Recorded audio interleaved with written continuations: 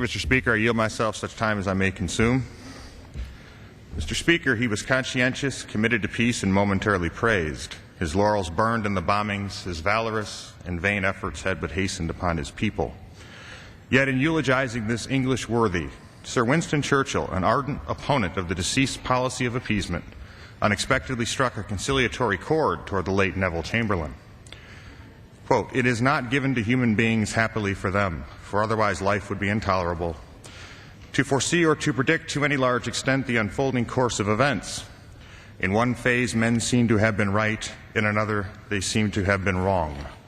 Then again, a few years later, when the perspective of time is lengthened, all stands in a different setting. There is a new proportion, there is another scale of values. History with its flickering lamp stumbles along the trail of the past, trying to reconstruct its scenes, to revive its echoes, and kindle with pale gleams the passion of former days. What is the worth of all this? The only guide to a man is his conscience. The only shield to his memory is the rectitude and sincerity of his actions. It is very imprudent to walk through life without this shield, because we are so often mocked by the failure of our hopes and the upsetting of our calculations. But with this shield, however the fates may play, we march always in the ranks of honor." End quote. Mr. Speaker, while not serving in this chamber during the debates on the resolution authorizing the President of the United States to use martial force to remove Iraq's Ba'athist regime for numerous just causes, including its refusal to honor its Gulf War ceasefire and United Nations resolutions, during my time as a temporary custodian of my constituent's office, I have striven to ensure our nation's victory in the battles for Iraq, Afghanistan, and in the overarching war on terror. In doing so for 3 years, I have 4 times traveled to Iraq and once to Afghanistan to meet with our troops, visited wounded citizen soldiers, eulogized our fallen, and consoled their grieving families. As a witness to their courage, sacrifice, and suffering, I have been morally compelled to support every appropriation for our military and civilian personnel in harm's way, oppose every policy injurious to our country's common cause of victory, advance my own ideas on how to secure our victory, including the introduction of bipartisan, though ultimately unaccepted legislation to establish concerted congressional oversight over the course of this conflict, and refused to condone a resolution by my Republican peers which failed to meet its duty, and immediately afterwards introduced a resolution of my own in order to fulfill my duty to our soldiers, my constituents, and our country. As a staunch supporter of our nation's mission in Iraq, Afghanistan, and throughout the world, I did so in the belief it is morally imperative for every sovereign American citizen and their congressional servants to ensure our valiant troops victoriously come home to their loved one arms. Were I to do otherwise and lapse in my moral duty, I would not only be violating our troops and my constituents' trusts, I would be violating the dictates of my conscience. It is equally true, of course, how within this House other members' dictates of conscience have led them to a decidedly different, though equally constant, course of action. To these members and their fellow citizens who have done so to date, I share the sentiment Sir Winston held for Neville Chamberlain. You are an American worthy, who, however the fates may play, will march always in the ranks of honor. Yet because the resolution thrust before us is a craven exposition of political expediency in a time of national crisis, today many may stray from the ranks of honor. This resolution is non-binding, which means the resolution has no force of law to compel future legislative acts in compliance with its dictates. In sum, then, this resolution legally changes nothing. Americans' money will still unabatedly facilitate our troops' continued deployment into harm's way, despite the United States Congress collectively condemning the President's announced troop reinforcement plan. This impotent resolution is injurious in the eyes of its opponents because it will undermine the morale of our troops, their families, and our fellow citizens, even as it heartens and emboldens our enemies. And this impotent resolution is injurious because it will not stop what many of its supporters purport will be a loss of life and a lost cause. By neither stopping the war nor speeding our victory, and by calculatedly doing nothing in this time of national crisis, this resolution is immoral. This immorality is manifest in how the resolution guilefully attempts to insinuate the United States Congress can simultaneously support our troops and oppose their mission. During a time of war, if an act is not in our national interest, such as the President's plan is deemed to be in this resolution, the act is injurious to the national interest. At best, the act will expend resources or most tragically claim lives without furthering the cause of victory. Better than anyone, our troops understand this. Therefore, this Congress does not support our troops when it proclaims they are risking their lives in a doomed mission injurious to America.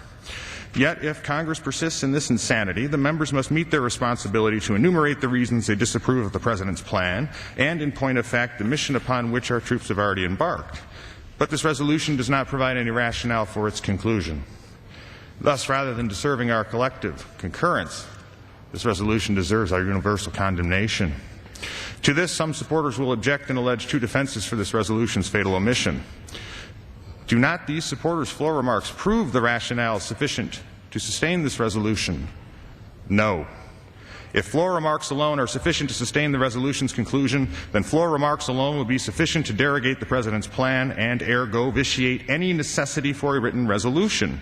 Conversely, if it is imperative for the plan's detractors to express their opposition in a written resolution, it is also imperative to express their reasons in writing. Alas, such logic pales before some members' impulsive muse of the moment. Let us then move to some of the resolution supporters' second, far more distressing defense. A vote of disapproval on the President's plan will set the stage for additional Iraq legislation, which will be coming to the House floor. As no one who participated in the crafting of this covert legislative agenda has deigned to inform the American people as to its aims, one wonders if it will cut off funding for our troops in harm's way or cut off critical reconstruction funding in the supplemental appropriations bill, thus toppling an unheralded but essential pillar of the President's new victory strategy and proving the perspicacity of the present resolution. While we wonder and worry, according to newspaper reports, there is a strategy to make this rumored legislative plan palatable to the public.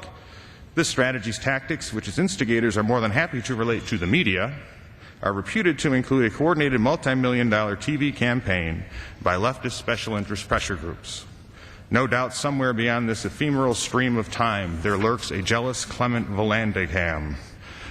But in fairness, let us disdain a priori speculation and instead examine a previous resolution to glean the potentialities of the present resolution supporters' secret legislative plan.